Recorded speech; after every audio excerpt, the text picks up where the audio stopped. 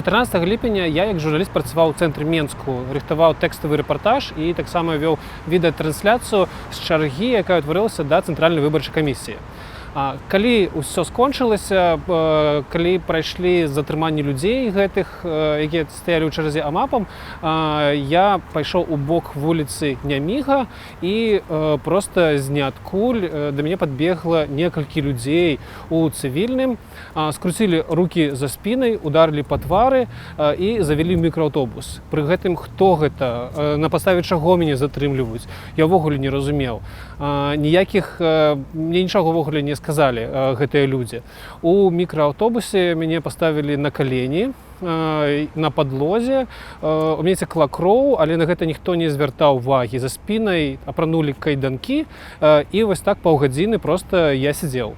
Дзесьці праз паўгадзіны мяне прывезлі ў міліцэйскі пастарунак у заводскім раёне, гэта самая ўскраіна Менску. Там ізноў жа ніхто нічога не тлумачыў, проста каля гадзіны мяне пратрымалі, перапісалі толькі імя, прозвішча, імя па бацьку і адпусцілі. Што адбылося, увогуле не зразумела, таму што пратаколу не складалі і ніякіх тлумачэнняў з нагоды затрымання не было.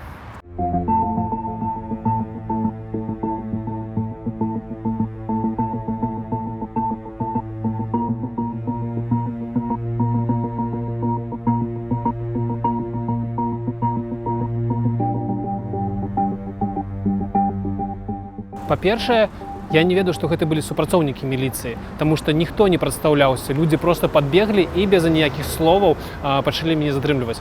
Па-другое, непадпарадкавання таксама ніякага не было.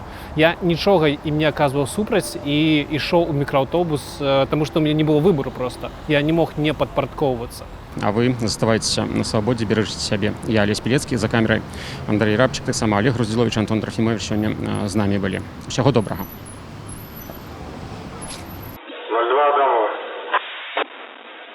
Картинки ради свободы в эфире нет. Связи. Ой.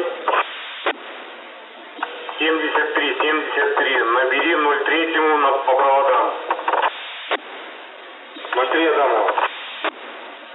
Кинотеатр центральный проходит. 7-3. Дай привязку по корреспонденту. 03 Адамова. Вам дали корреспондент? Информацию по корреспонденту дали? На связи. 03 Адамова. Корреспонденты стоят, перекресток независимости будут переходить на сторону МВД. Принял. Связи. 03 Адамова. Независимости Комсомольская, перекресток. Репортер Радио Свободы. Связи. 03 Адамова. 03 Адамова. Вы журналиста видите? Радио Свободы. Принято.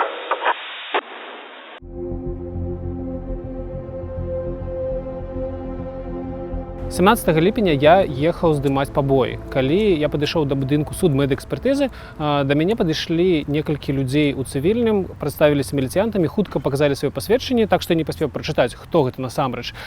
Змусілі сесці з імі ў машыну і паехаць у міліцэйскі пастарунак заводскага раёну. Пры гэтым мяне вырвалі тэлефон і не дазволілі зарабіць ніводнага званка. У міліцыі мне паведамілі, што супраць мяне вядзецца адміністрацыйны працэс за непадпарадкаванне міліцыі.